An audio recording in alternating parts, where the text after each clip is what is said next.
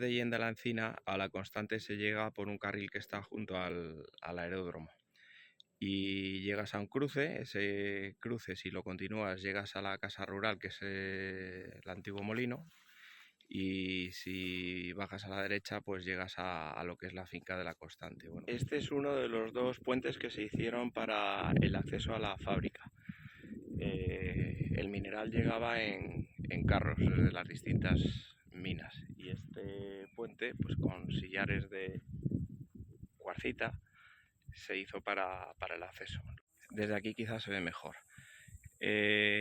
Efectivamente, los carros traían 42 quintales castellanos, a 46 kilos cada uno, 2.300 kilos aproximadamente. Eso es lo que traía cada carga de carro. Esta es la cancela de acceso a la finca La Constante, que es una finca privada.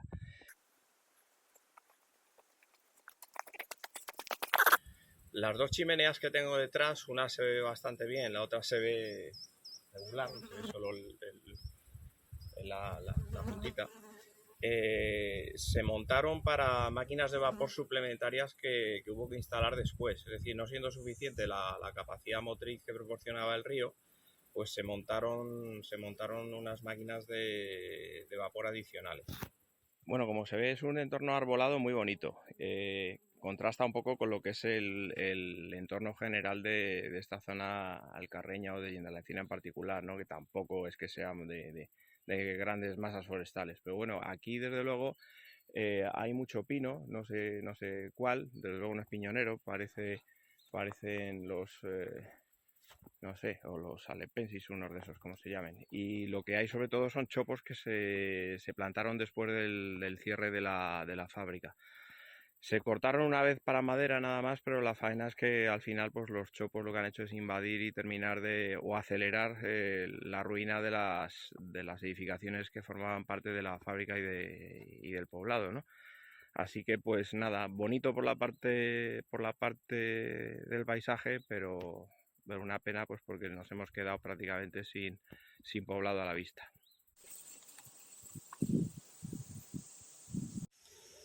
Bueno, este emplazamiento tan bonito es el puente que da acceso a la fábrica. Estamos sobre el río Bornova, que como decía antes lo que hace es que rodea todo lo que era el emplazamiento de la fábrica.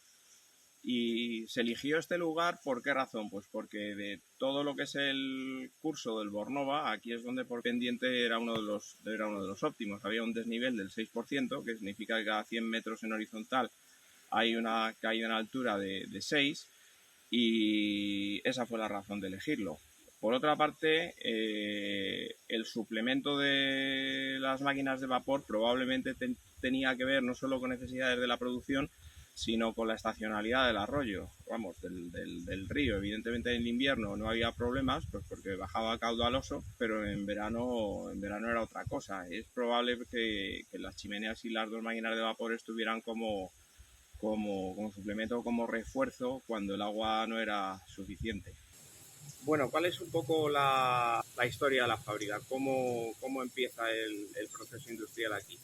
Esto fue propiedad de los ingleses, y los ingleses no es que vinieran, los ingleses ya estaban. Los ingleses estaban en la minería del plomo, en las zonas del Coto Fortuna y Alamillo, en Linares, y al tener noticias del descubrimiento del filón rico en el año 44, pues lógicamente salieron como cohetes a ver qué se cocía por aquí.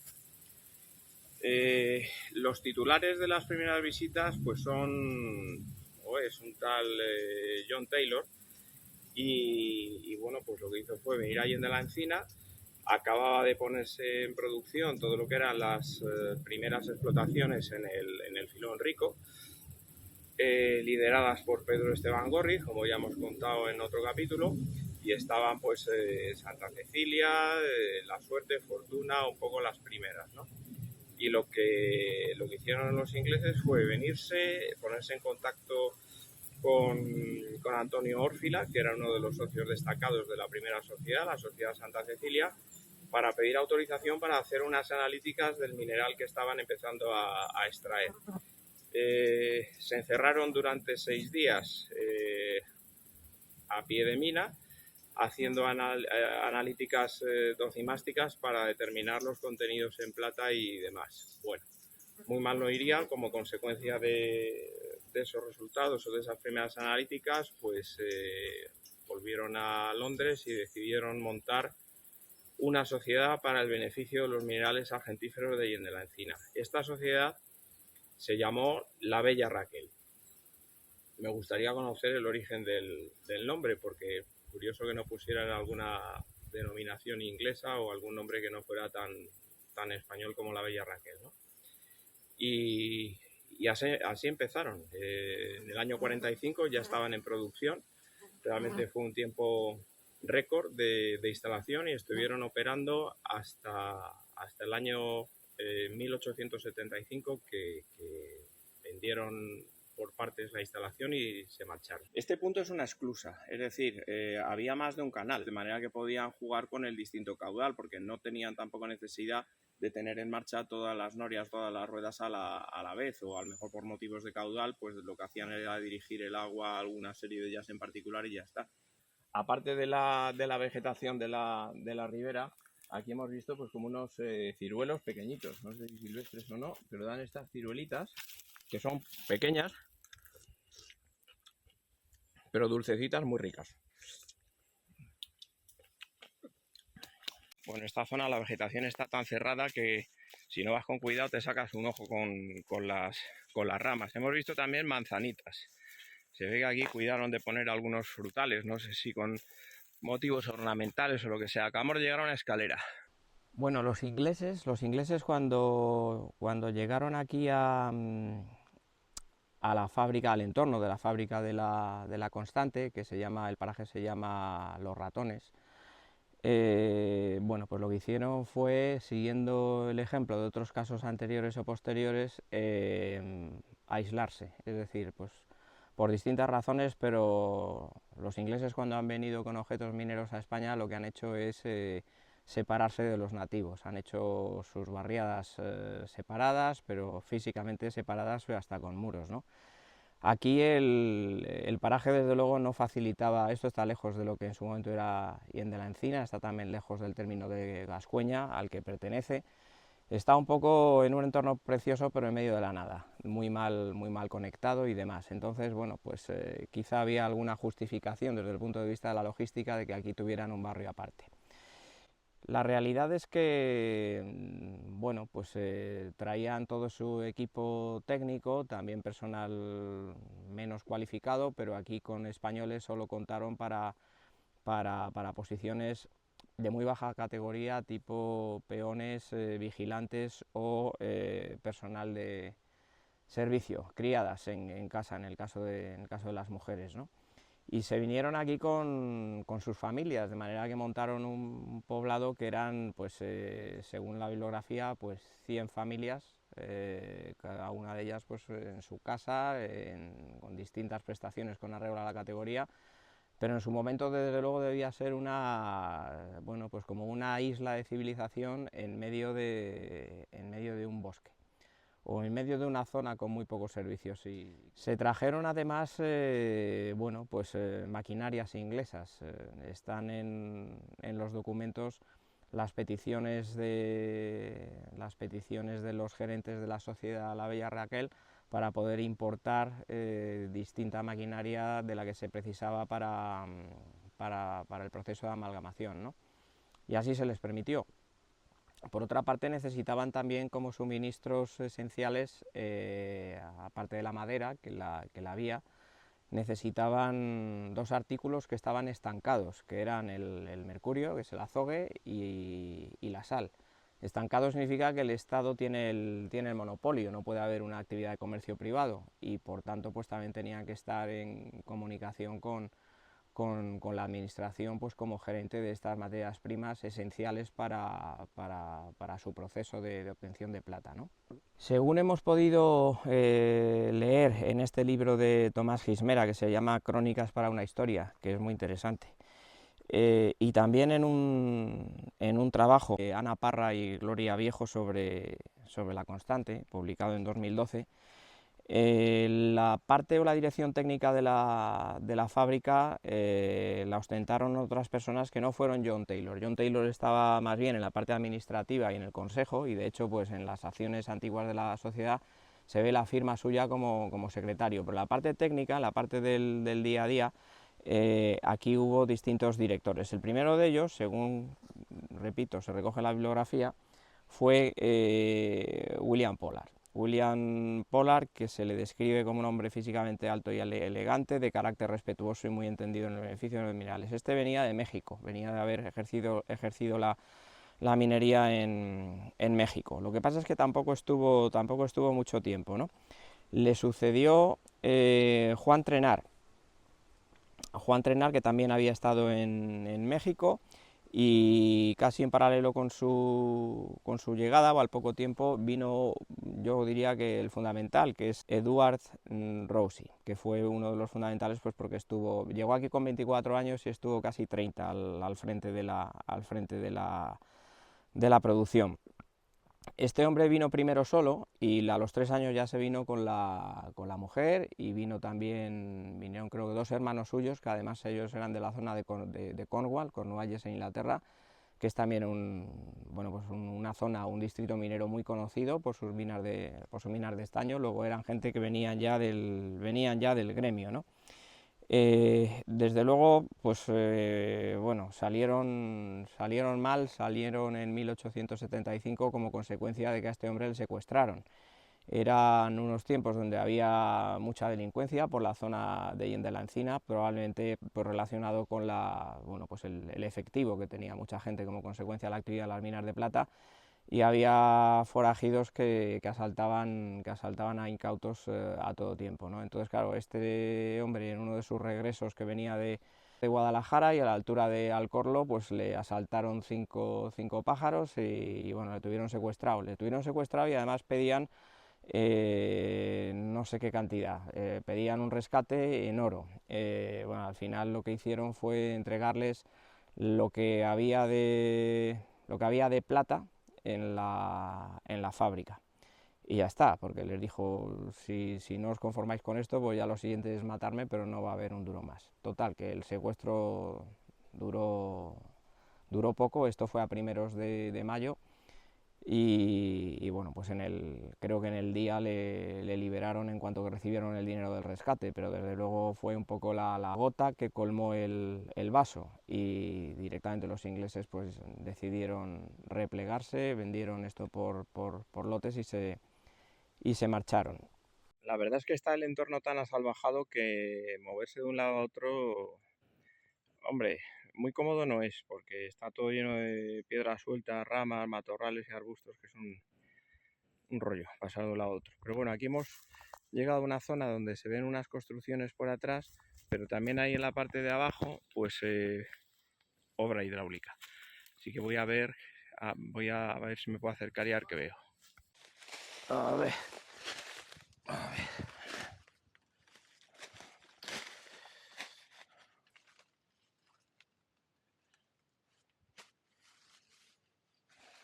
Qué bonito. Qué bonito. Bueno, ya me he acercado más y efectivamente esto es un canal que conecta dos alturas y con una esclusa entre medias, ¿no? Entonces, pues bueno, yo creo que se ve. Ahí arriba está la esclusa, ¿eh? Y aquí abajo la canalización. Bueno, ahora lo que pasa es que no lleva absolutamente nada de agua. Se ve que, pues, o bien porque estamos en verano o porque se han quedado atoradas lo que eran los flujos antiguos, ¿no? Pero bueno, esto es lo que hay, muy bonito. Todo esto con sillería de neis, en este caso es neis, lo que es neis y cuarcita. Y fábrica de ladrillo también ahí detrás, ¿no? Se ve, ¿no? Sí. Estas entalladuras en la roca, esta roca es cuarcita también. Bueno, pues habla evidentemente de que probablemente aquí había un cierre. Además apoyada en una viga de madera grande, y por ahí abajo hay otro colector. Entonces esto que tengo aquí detrás pues seguramente con la esclusa era un salto de agua. Un salto de agua, en la parte de abajo habría una rueda, uno de los accionamientos, y sería uno de los puntos de generación, de fuerza motriz para el proceso. Es que aquí dentro hay chicha, porque se ve una puerta y dentro hay una rueda de molino. Vamos a ver.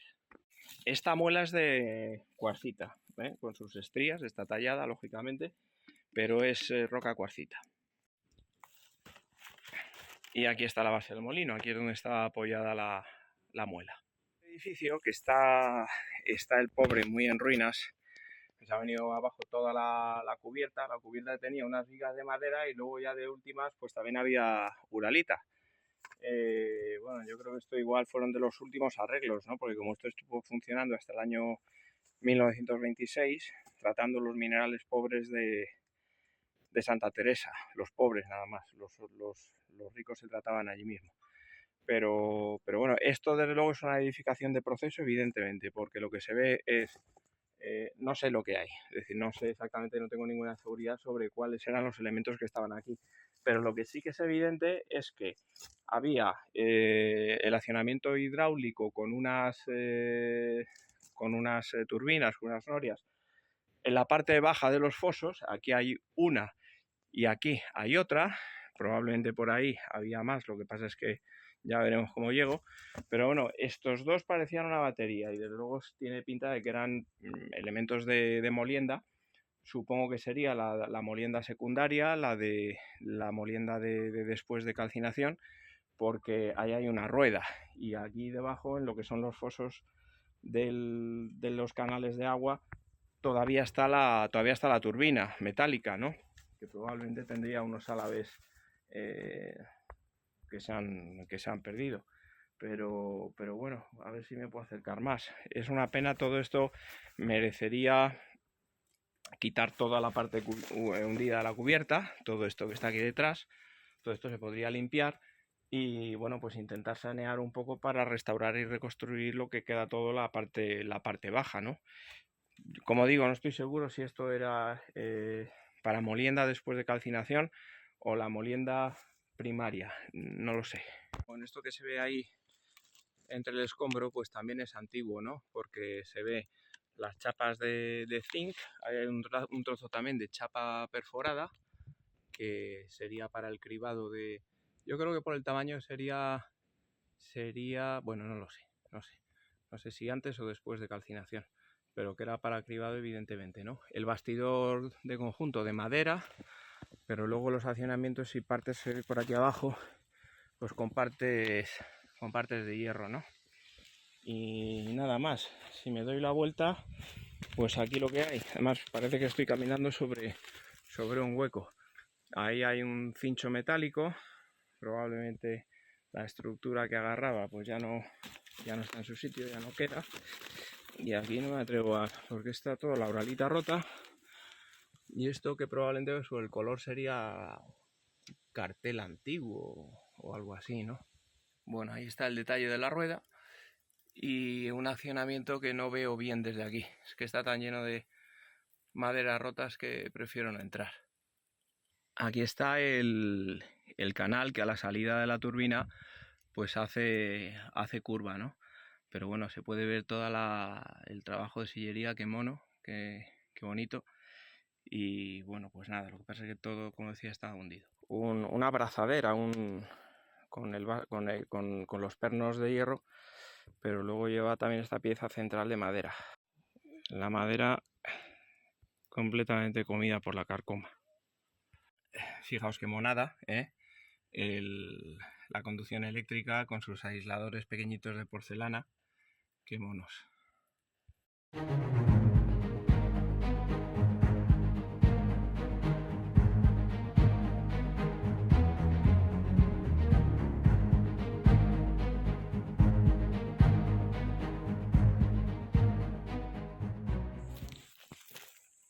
Tejas de la cubierta original, que es la que era bonita. Otro libro de referencia cuando hablamos de las minas de Hién de la Encina es este que tengo, Hién de la Encina, El país de la plata, de Viviano Contreras. Bueno, este lo ha leído todo el mundo, como es normal. Aquí se define o se describe lo que en su momento fue el poblado de la Constante, ¿no? Dice, era realmente un cuadro encantador, nada faltaba en aquel barranco antes desierto.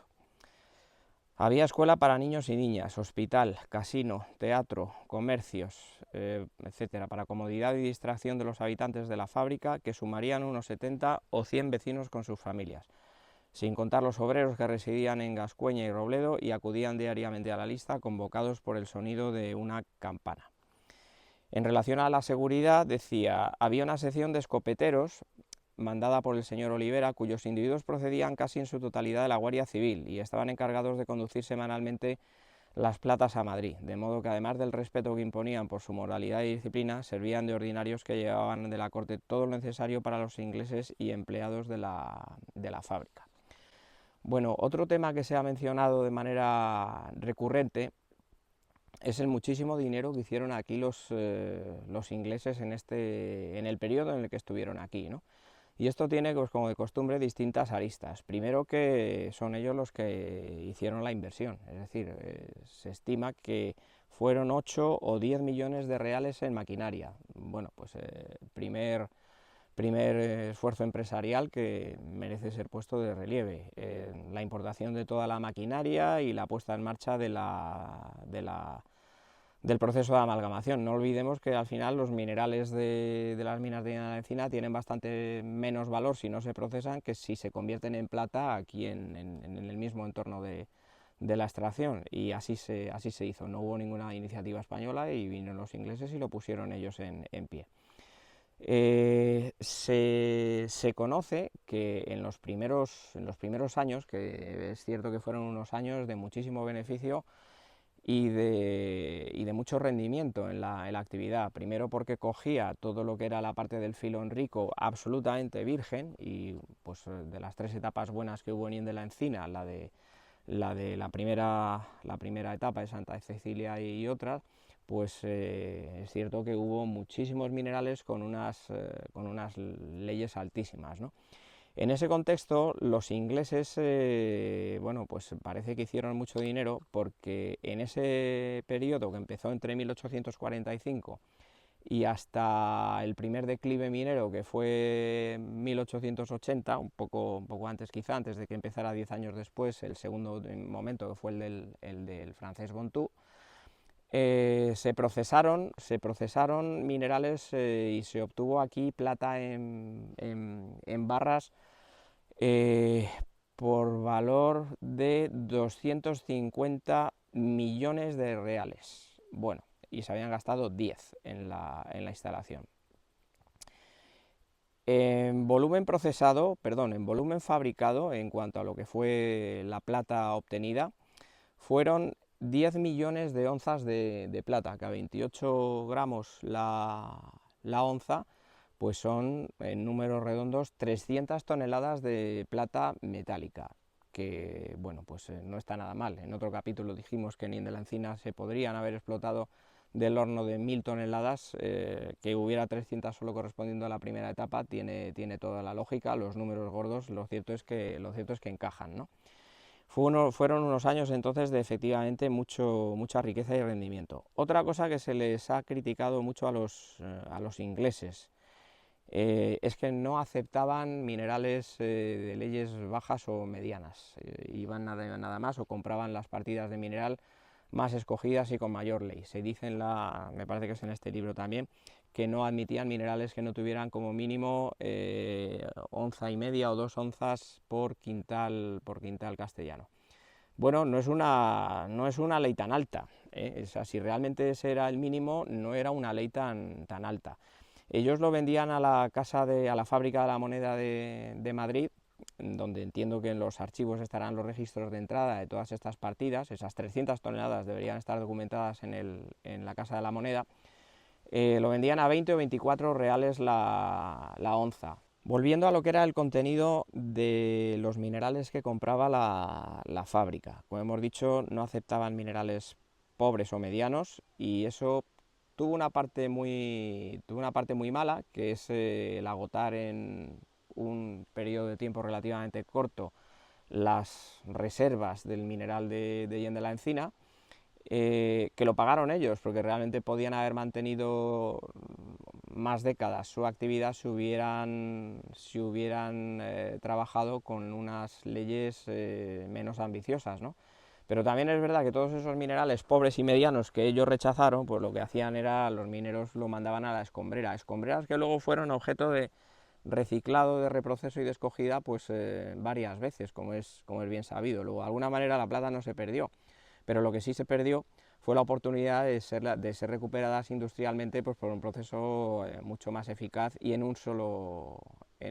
una sola línea. Después de leer los datos que figuran en la bibliografía, a mí me cuesta creer que realmente la ley media de trabajo fueran estas 2 onzas por quintal, ¿no? Es imposible porque no salen los números. Tenían que haber procesado en los 25 años que estuvieron en marcha un volumen de mineral que, bueno, básicamente no cabe aquí, no cabe en la capacidad que había. ¿Eso qué significa? Pues que realmente, aunque ellos no admitieran minerales con menos de 2 onzas por quintal, seguramente trabajaron con una ley media muy superior, ¿no? De no haber sido así, hubieran tenido que procesar prácticamente 40.000 toneladas de minerales al año, que yo creo que desde luego excede con mucho la capacidad de estas líneas.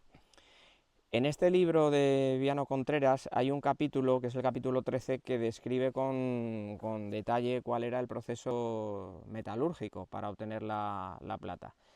Y yo creo que está muy bien explicado. Hay un trabajo posterior que lo matiza y que a mí me merece más credibilidad, pero la información que está en esta primera narración, la verdad es que bueno, es apasionante. Además es probable que corresponda a momentos distintos, es decir, que sea de alguna manera cierto lo que dice uno y otro. Simplemente cogió la fábrica en momentos diferentes, ¿no?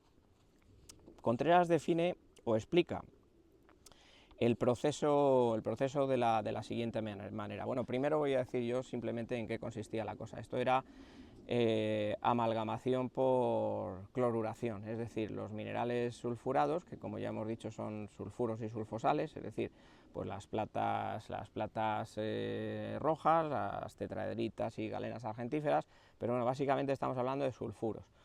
Los sulfuros con una ganga a veces de cuarzo, a veces de varita, pero los sulfuros lo que se hacía es que se trituraban, se calcinaban con sal común para de esa manera convertir el sulfuro en cloruro de plata, y el cloruro de plata se volvía a pasar por una trituración más fina y a continuación pues al tren de amalgamación, y en el tren de amalgamación pues con el azogue, con mercurio y con agua, pues se tenía en agitación durante no sé cuántas horas, ahora lo veremos, y se obtenía pues una pella que no es otra cosa que el residuo sólido de mercurio amalgamado con la plata, que pues por posterior copelación y afino se transforma en la plata vendible, ¿no?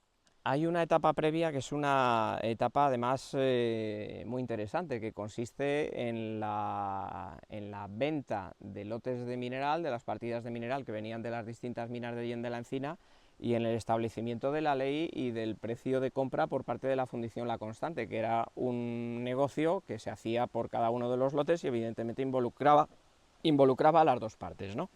Había un procedimiento reglado, esto no se hacía a ojo. Primero se pasaba todo el material, que llegaba en carros, como he dicho antes, se pasaba todo el material pues, por una trituración primaria, romper el material en un proceso apto para la calcinación.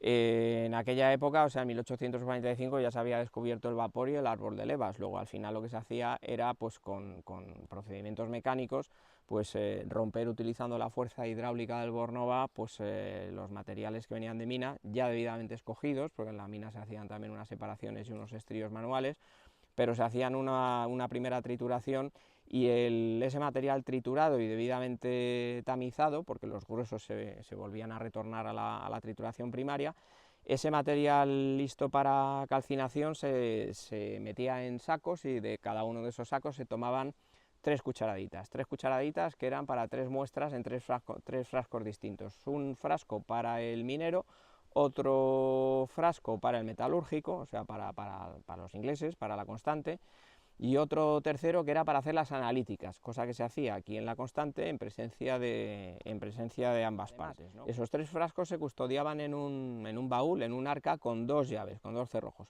Un cerrojo, una de las llaves la conservaba el minero y la otra la tenía el fundidor o el metalurgista. De manera que se daban cita y hacían la analítica conjuntamente y ya está, y determinaban la ley. En función de la ley se pagaba esa partida concreta de mineral, ¿no? La liquidación, el pago, con las firmas, los recibís, estaban el ingeniero, el representante del fundidor, el número de quintales recibidos, las leyes y el precio de la onza de plata por su abono por la fábrica.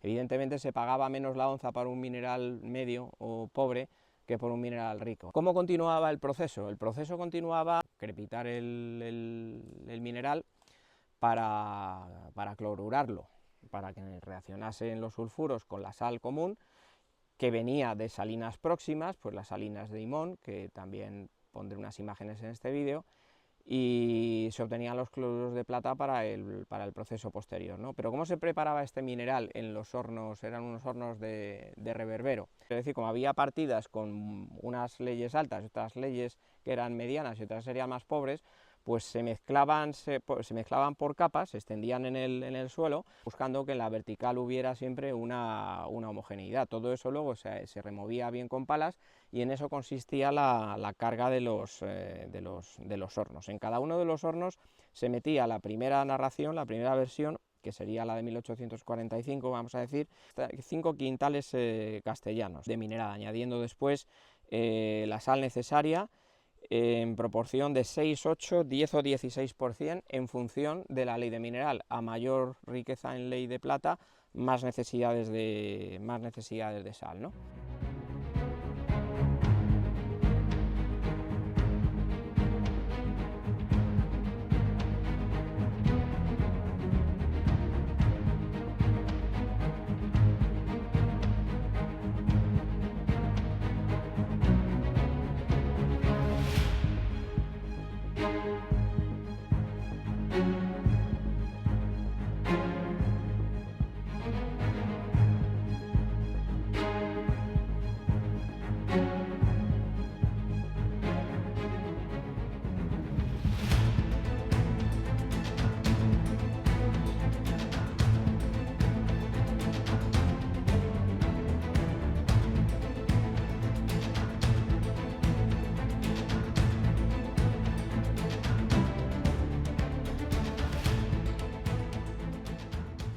De mover la mezcla para tener una buena calcinación y una buena cloruración. Era un proceso que duraba 4 horas y que, como digo, requería un movimiento regular y constante. Todo esto está aquí detallado.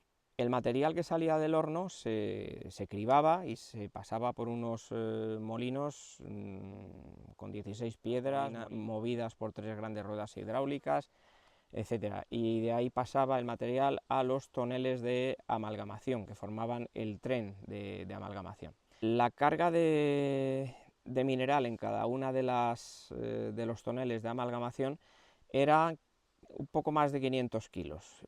500 kilos, luego se añadían 4 de azogue. 4 de azogue vienen a representar unos 12 litros, una barbaridad, fijaros el consumo de mercurio que había aquí. Y hierro dulce que yo creo que más que jugar un rol químico lo que tenía era con objeto de que no se apelmazase la mezcla y ayudar a que el material se mantuviera suelto y facilitara la amalgamación del mercurio con el cloruro de plata, ¿no? Y en este movimiento de amalgamación estaba el material durante 2 o 3 horas, luego se paraba durante 10, se volvía a añadir mercurio, se volvía a añadir agua y se tenía en marcha otras 2 horas para hacer un poco lo que es el acabado del proceso de la amalgamación, por el cual toda la plata disponible debe haber sido colectada por el mercurio líquido, ¿no? Cuando ese momento llegaba, se quitaban los tapones macizos de los toneles de amalgamación y se sustituían por unos tapones que tenían un agujero en el centro por los que se giraban, y entonces al volcarlo pues se producía el sangrado, es decir, caía el chorro de mercurio y bueno, todo esto se recogía en un canal de madera que iba a una tina.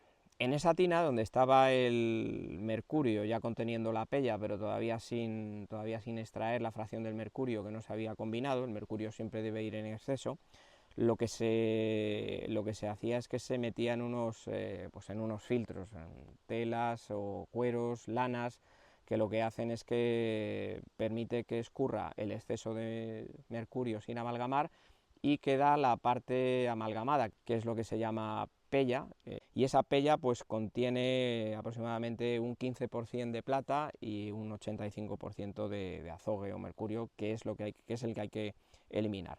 ¿Qué se hace a continuación con la pella?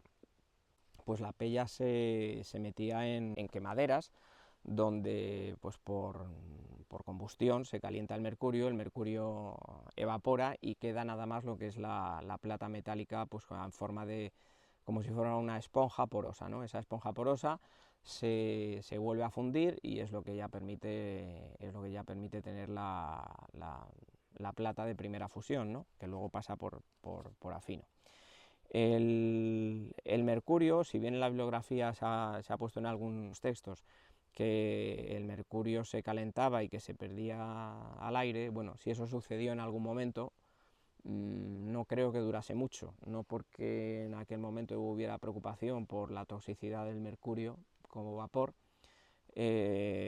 sino por un tema de coste. El mercurio era un ingrediente muy caro que lo tenían que traer de las minas de Almadén, y por tanto lo que tenían que hacer es intentar reciclarlo al máximo. Por tanto, los vapores de mercurio que salían de la quemadera se pasaban por un tubo con un enfriador con agua, y al condensar el mercurio, pues todo ese mercurio, que además es un mercurio muy limpio, pues se recicla, se considera, según veremos en el otro artículo, se considera que se perdía un 50% del peso de la plata obtenida, se perdía como mercurio, pero no en la fase de la quemadera, sino en el proceso de la amalgamación.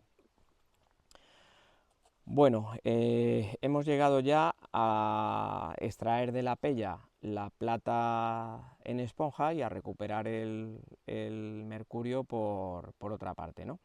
Ese proceso de quema, ese proceso de quemadera de la pella duraba de 16 a 20 horas. Y la plata seca, esa plata porosa, se recogía o se metía en unos moldes de hierro y se refundía ya para obtener barras o lingotes que ordinariamente tenían un peso de 20 a 22 kilos y ya estaban en disposición de venderse a la casa de la moneda. Un detalle jugosillo que he leído en el libro de Abelardo Gismera, ¿no? En el año 1853, representantes de la Constante pidieron a la reina que les hiciera un descuento en el precio del azogue, porque lo estaban pagando a 700 reales el quintal y no les salían las cuentas, o les salían pero no todo lo bien que ellos quisieron. Entonces pues lo que hicieron fue pedir un descuento. Con mucho cuidadito se les contestó diciendo que según la Real Orden del 12 de abril del 48 y tal y que cual, que a 400, es decir, ellos lo estaban pagando a 700, pedían un precio de 272 y finalmente pues el Estado dispuso que se les vendiese a 400 reales el quintal. Bueno, que no estaba nada mal, porque si lo estaban pagando a 700, pues ya iban bien servidos, ¿no? Hombre, desde luego la razón de la fuerza del río fue la razón de peso, ¿no? Pero también el salir fuera del término de Yenda la Encina les venía bien, pues para no tener que pagar tanta contribución como se había establecido por la presencia de todas las minas de plata. Había una carga impositiva importante. Venirse aquí, que no había nada, pues tenía también esa ventaja añadida, ¿no? La segunda versión del proceso la encontramos en una memoria del ingeniero Sebastián Sáenz de Santamaría en 1890, ¿no? Que describe pues, todo el proceso, toda la etapa de los ingleses, y da también bastante nivel de detalle de cuál fue el proceso. Tenía un caudal de 300 litros por segundo en verano y 1.300 a 2.500 en invierno. Habla también que solo 2 de los 5 saltos estaban provistos en aquel momento de ruedas hidráulicas. Ruedas que, cuidado, que describe que tienen 7 metros de diámetro. Ojo con la rueda. En el trabajo de José Rollo, que es de 1824, dice que los 7 metros son de radio. Yo creo que ahí patinó Rollo, porque muchos metros van a ser. Pero bueno, 7 metros de diámetro, dando vueltas. Y 2 de anchura. Y luego, bueno, los cilindros trituradores, el movimiento de los molinos de piedras para el producto que salía de la calcinación, 4 toneles de amalgamación, en fin, toda esta historia, ¿no? Con piedra base cuarcita y una parte superior móvil o volandera de conglomerado para poder separar y calibrar el tamaño de la trituración. A continuación, la amalgamación con toneles giratorios, de los cuales hay 2 pares, y para que se recoja toda la plata es preciso que para cada 10 onzas de plata que contenga el tonel se ponga una arroba de mercurio. Y luego el proceso de afino, ¿no? Proceso de afino que se pasaba a copelación, que se hacía en un pequeño horno de copela sistema inglés, en el que se metía 1,5 a 2,5 arrobas de plomo, 1,5 arrobas de pella, y el plomo transformado en litargirio absorbido por por la propia copela. La plata fina quedaba con un contenido de 970 o 990 milésimas.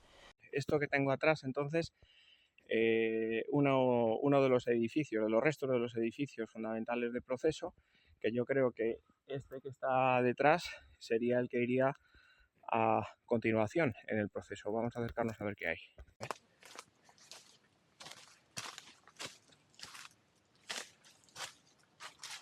Qué bonito. Qué bonito. Bueno, aquí también hay chicha. Bueno, en el edificio que señalaba, lo que tenemos es esta preciosa carpintería de madera en toda la cubierta. Encima de la madera han puesto uralitas, qué feas, pero bueno, la madera se conserva. Bueno, aquí tenemos premio. En esta nave ahora os voy a enseñar lo que hemos encontrado. Bueno, espero no equivocarme si os digo que esto es un tonel de amalgamación. Aquí es donde se metía mineral por una parte, hierro en trozos por otra, el azufre, mercurio y el agua. Y se tenía en agitación 4 horas, hemos dicho, o no sé cuántas eran. Y aquí es donde se verifica lo fundamental. Aquí es donde el cloruro de plata se asocia con el mercurio y recoge el metal. Se ve de lo que queda es una estructura de barril, es de madera, y luego tiene algo que probablemente esta pieza aquí debía servir pues para lo que es el vuelco. Aquí más adelante encontramos lo que es una tapadera. Aquí hay otro. Además, lo que se ve es que la tapadera iba cogida a una estructura que formaría parte del mismo bastidor, pues seguramente para más comodidad y rapidez de la operación. Y en pues aquí lo que hay es un cuero corcho o algo que evidentemente está muy estropeado por el tiempo, pero aquí hay una parte que seguramente era pues para la estanqueidad, estaba cogida aquí con sus tornillos y nada más. Hay 2 chismes de estos. Acabo de salir del edificio donde estaba por lo menos uno de los trenes de amalgamación. Y entonces hay aquí otro edificio más, un tercero alineado con los anteriores, pero un comentario, aquí en el suelo está todo esto lleno de arena, como se puede ver. Es arena. ¿Y esto qué pasa? ¿Que hay aquí una playa? No, no es una playa, estos son las lamas, los finos del proceso de amalgamación. Estos seguramente eran, después de hacer el sangrado de las cubas, pues el material sin reaccionar. estéril, vamos. Esto debió salir, aquí vemos una montañita, pero estoy seguro que si nos dedicamos a hacer una prospección aquí en el suelo y en el cauce del río, de esto habrá miles de toneladas. Bueno, yo creo que ahora se ve mucho mejor, ¿no? Material suelto. Una de las características es la poca arcilla. Es un material muy suelto. Una de las características de las menas de Hollón de la Encina es que son muy poco arcillosas y además llevan pocos minerales accesorios, en particular cobre. Esa es una de las razones también para haber elegido la amalgamación como método óptimo para estos minerales. Todo lo que eran piezas de madera tallada que formaban parte de la carpintería original, pues está podrida. Esto es irrecuperable. Esta tela, por el tamaño, pues yo diría que es tela de la salida de trituración primaria, para mandar los rechazos otra vez a trituración.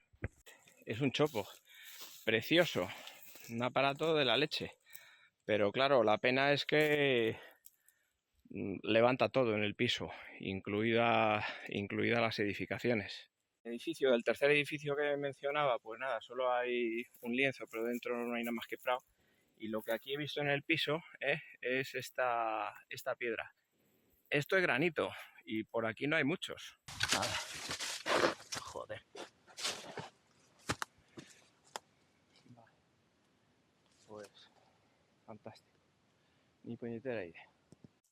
Bueno, unas arandelas, unos tornillitos del Mecano. Aquí una vigueta de madera podrida, pero con una punta de la época. Bueno, ya veis un poco las condiciones del material. A ver qué encontramos por ahí. Muy cerca del río ya, del río en su cauce natural, no el canalizado, ¿no? Pero mirad qué otra cosa hemos encontrado aquí. Es un edificio principal, pero con la salida compartimentada en distintas celdas, ¿no? Una batería de no sé qué.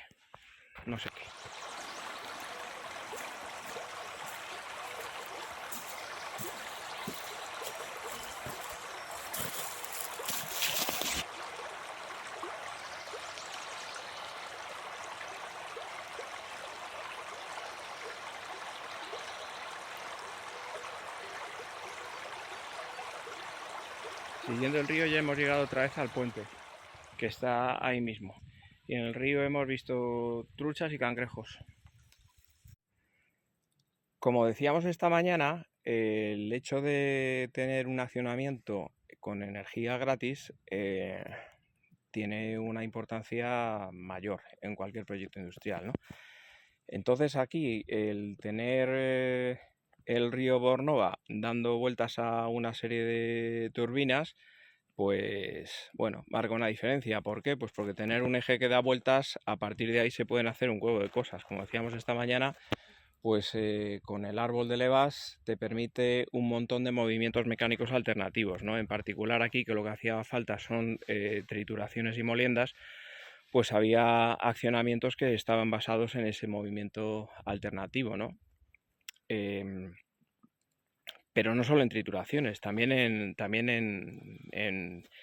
los hornos, también en la parte metalúrgica o en la parte pirometalúrgica del proceso, ¿no? Porque en general todos los hornos como los que había aquí, también pues lo que necesitan es un sistema de aireado, de inyección de aire, ¿no? Y eso toda la vida se ha hecho desde los escritos de Agrícola con fuelles. Pero claro, estos fuelles también pueden ser accionados mecánicamente. Es decir, reemplazas a los paisanos que están dale que te pego, que por otra parte tenían el cachondo nombre de folladores, que eran los que daban al fuelle. Bueno, pues por un ingenio mecánico que te hace prescindir de los folladores, no sea que tengan tareas más importantes. Yo creo que esta fábrica de la Constante estuvo sobredimensionada, y aquí entramos probablemente en el terreno de las opiniones particulares, pero yo sobre la base de lo que he leído, me da la sensación de que los ingleses de la Bella Raquel se excitaron muchísimo con los resultados de las analíticas, perdón, de la riqueza en plata, y bueno, pues pensaron que aquí tenían un proyecto de largo plazo, de muchísimas décadas, ¿no? Y entonces, sobre la base de esa asunción, que insisto que en mi opinión fue errónea, pues montaron aquí una capacidad, instalaron una capacidad que excedía lo que iba a ser la velocidad de crucero del distrito de Yende la Encina, así de claro, ¿no?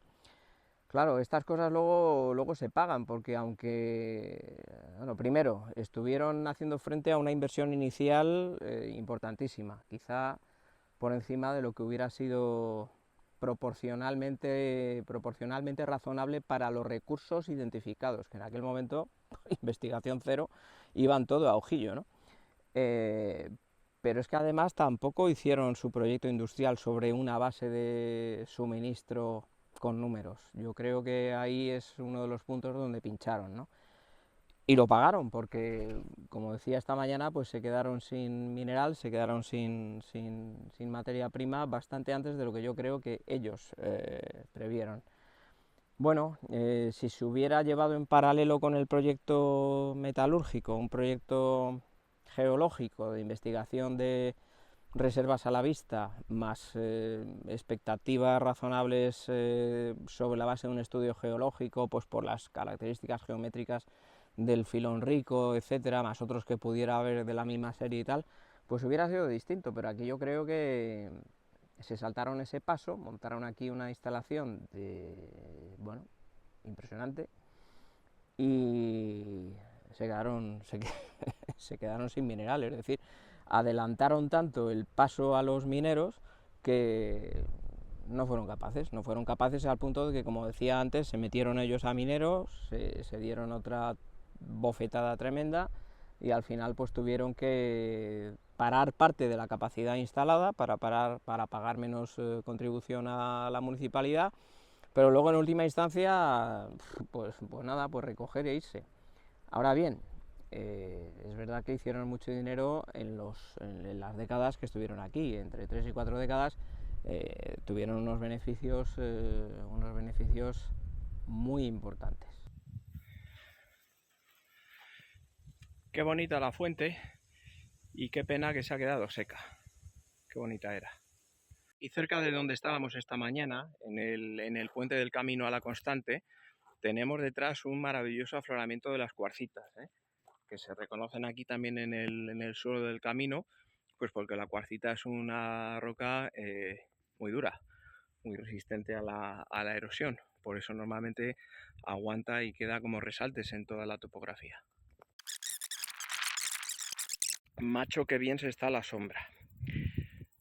Bueno, pues con todo lo visto y hecho durante la visita de hoy, me quedaría pendiente hacer unas bateas de prueba en el lecho del Bornova, cosa que no descarto dejar pendiente para otro día, ¿no? Lo que pasa es que no encontraba, tenía bateas, pero he estado en el trastero, bueno, no encuentro, no sé dónde las tengo. Y yo creo que es interesante ver cuál es la naturaleza de la fracción pesada del lecho del Bornova, a ver un poco después de toda esa actividad industrial qué es lo que ha quedado. No sé si encontraríamos algo de mercurio líquido. En principio, ¿por qué no? Es denso de narices, tiene 12,5 y en principio se perdió muchísimo, como 12 metros cúbicos, que no está mal, 12 metros cúbicos son 12.000 litros, según unos cálculos que hice ayer. ¿Dónde están? Bueno, pues igual que en la zona de El Entredicho, en Almadenejos, en Valdeazogues era un arroyo donde de manera natural aparecían algunos charquitos de azogue, de mercurio. ¿Por qué no va a ser aquí? Yo no lo descarto. Pero bueno, me gusta dejar cosas pendientes para otro día porque así me sirve de incentivo para volver. La fábrica de la Constante era la más grande de todas las de la zona de Yende la Encina, pero no la única, hubo otras. Y también había bastantes instalaciones en medio del pueblo que llamaban patios, eran patios de amalgamación. El más importante de ellos fue el patio de Vicente Jáuregui. Me parece que me dijo Pepe Salvador que hubo hasta 30, pero no estoy seguro. Si luego lo vemos por el pueblo, se lo preguntamos. Mira, patios de amalgamación ha habido aquí, a ver si te digo 30, no me equivoco, con nombres. Te doy los nombres de los 30, ¿eh? Porque era, mira, era uno que posiblemente sea el mejor o el primero de Jáuregui, donde viven esta familia. ¿Cómo? ¿Vosotros vivís donde Jáuregui? Sí, donde el primer patio. Los conocen, estarían allí.